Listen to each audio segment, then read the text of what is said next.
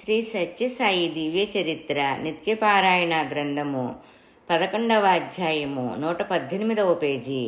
అంశాలు: సత్యసాయి సూక్తి, జీవన విధాత, శక్తి ప్రదాత, అవసరాలు ఎరిగి తీర్చే కారుణ్యమూర్తి, భాషాతీత భాషిత సాయి, తోర్బుజోరన్ మేయర్ అనుభవం.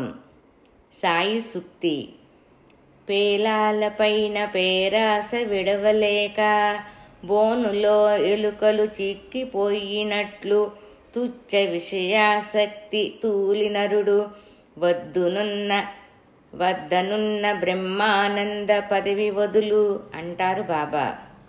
మానవుడు ఐహిక విషయ ప్రలోభాలు తుచ్చమని తెలిసినా వానికి చిక్కి తనలోనే దాగి ఉన్న బ్రహ్మానందాన్ని అనుభవింపలేనివాడవుతుంటాడు. విషయవాంఛలనే ఎండమావులను వెంటాడి వేసారిపోతాడు. కష్టాలకు కృంగి, సుఖాలకు పొంగి, ద్వంద్వభావాలతో కొట్టుముట్టాడుతాడు. అనిత్యాన్ని నిత్యమని భావించటంతో నిత్యమైన భగవంతుని మరిచిపోతాడు. స్వస్వరూపాన్ని తెలుసుకొని బ్రహ్మానందం పొందవచ్చుననే ఊహ అతనికి రాదు. కేవలం ఇది ప్రాకృతం. బోనులో అమర్చబడ్డ పేలాలపైన ఆశచే ఎలుక ఎట్లా బోనులో చిక్కి ఆనందమయమైన తన స్వేచ్ఛను చివరికి ప్రాణాలను కోల్పోతుందో, అదే మాదిరి లౌకిక మానవుడు సంసారిక బంధాల విషయవలయములో చిక్కుకొని గెలగెలలాడుతూ వ్యర్థజీవిగా మారుతాడు. తెలుసుకొని సరియైన పద్ధతిలో ప్రవర్తించినచో ఉద్ధరింపబడతాడు. భగవాన్ బాబా తమ మహిమలతో మన లౌకిక బాధలు తీర్చే వైద్యుడై, వ్యాధులు బాపి రక్షకుడయి, రక్షించి మార్గదర్శకులయి, మార్గాన్ని చూపించి సహాయకుడయి, సరియైన సలహానందించి తమ అమృత ప్రేమ చేత ఎండి బీటులు వారిన హృదయాలను సహితం ఆర్దమనరించి కనబడని భక్తి బీజాలు మనలో నాటి ఊహించని శుభపరిణామాలు అందిస్తూ మనకు తెలియకుండానే పరివర్తన తెస్తున్నారు. ఇది మహిమలలోకెల్లా మహోత్తర మహిమ కదా.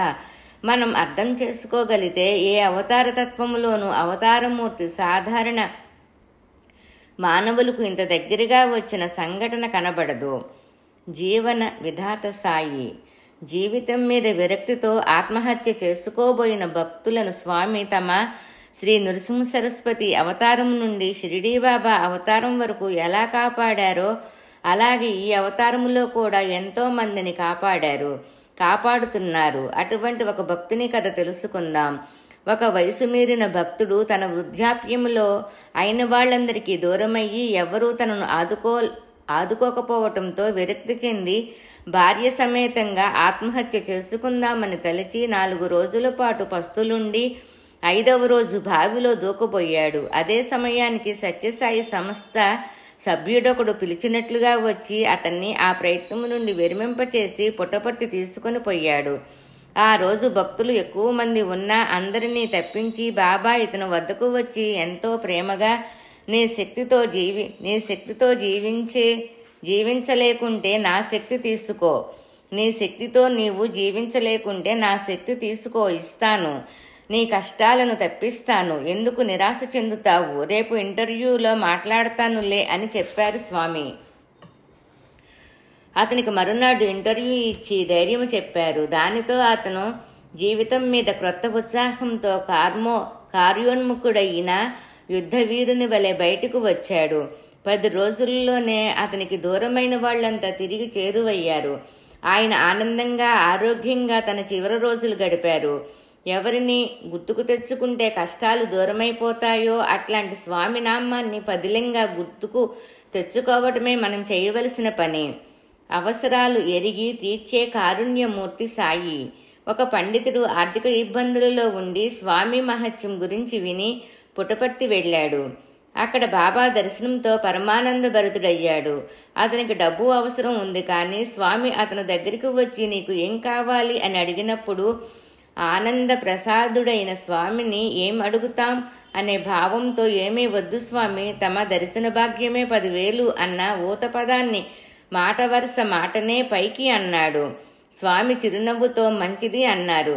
స్వగ్రామానికి వెళ్లి తన భార్యాబిడ్డలతో స్వామి విశేషాలు ముచ్చటిస్తూ చొక్కా జేబులో చెయ్యి పెట్టేసరికి చొక్కా జేబులో చెయ్యి పెట్టేసరికి 10,000 రూపాయల కట్ట చేతికి తగిలింది. కొంతసేపు తికమకపడిన తర్వాత అది బాబావారి అవ్యాజ అనురాగ ప్రదర్శనని తెలుసుకున్న ఆ పండితుడు, అతని కుటుంబ సభ్యులందరూ ముగ్ధులయ్యారు. మాట వరుసకైనా తన మాటను నిలబెట్టుకునే ఆ ధర్మమూర్తి సాయిని ఆరాధించటం కన్నా ఏం చేయగలం? భాషాతీత భాషిత సాయి. తోర్బుజోరన్ మేయర్ యొక్క అనుభవం. తోర్జుజోరన్ మేయర్ యూరోపియన్ సత్యసాయి విద్యా సంస్థలకు చైర్మన్గా పనిచేస్తున్న సాయి భక్తుడు 1981లో డెన్మార్క్ మరియు స్వీడన్కు చెందిన వ్యక్తులతో ఒక గ్రూపు స్వామిని దర్శించడానికి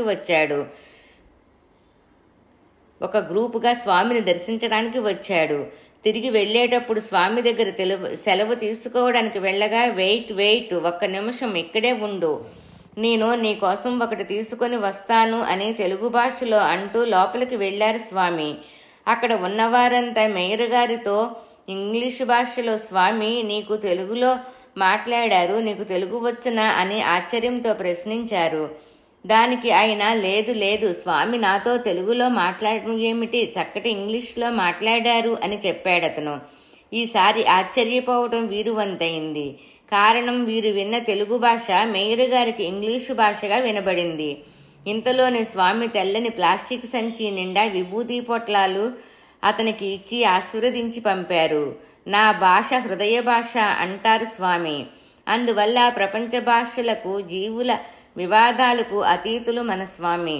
తమ భాషల గొప్పదనం గురించి వాదులాడుకునేవారు స్వామి మాటల అర్థం తెలుసుకోవటం వల్ల ఎంతో ఉన్నతి పొందుతారు. డెన్మార్క్లో ఒకసారి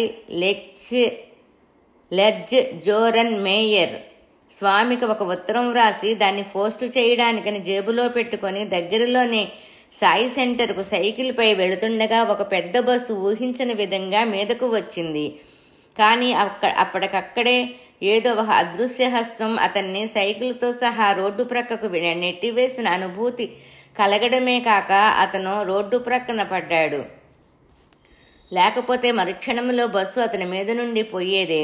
రోడ్డు ప్రక్కన పడి ఇంకా ఆశ్చర్యం నుండి కోలుకొని అతను చూస్తూ, నీకు ఏమైనా గాయాలయ్యాయా, అయినవా, ఏది ఒకసారి నీ కాలు చూడని అంటూ పలకరించి పరామర్శించి, నీ జేబులోని ఉత్తరం ఇలా ఇవ్వు, నేను పోస్టు చేస్తాను అని చొరవతో ఒక భారతీయ యువకుడు అడిగి ఆ పనులు పూర్తి చేశాడు.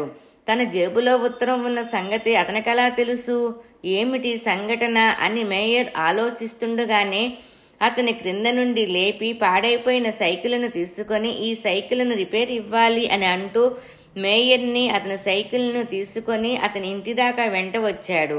ఆ భారతీయ యువకుడు సరిగ్గా మేయర్ ఇంటి గేటు ముందర ఆగి, గేటు తాళం తీయి అని మేయర్ని పురమాయించి ఆ సైకిల్కు స్టాండ్ వేసి నిలబడ్డాడు. మేయర్ తన గేటు తాళం తీసి వెనుకకు తిరిగి చూసేసరికి ఆ వ్యక్తి అదృశ్యం అయ్యాడు. అతనికి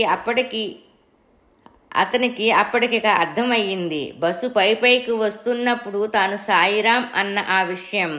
తన కేకకు స్పందించి స్వామి తనని మృత్యుమొహం నుండి కాపాడిన సంఘటన అర్థం చేసుకున్న మేయరుకు వారి కారుణ్యత గుర్తుకు వచ్చినప్పుడల్లా మనసు అర్థం అవడంతో ఆశ్చర్యం ఏముంది. సర్వార్థకామమోక్షప్రదం ధర్మకర్మబోధితం సతతోద్ధారకం సర్వం సాయం వందే జగద్గురుం. ఓం శాంతి శాంతి శాంతి. శ్రీ సత్యసాయి దివ్య చరిత్ర నిత్యపారాయణ గ్రంథము 11వ అధ్యాయము సంపూర్ణం. 122వ పేజీ.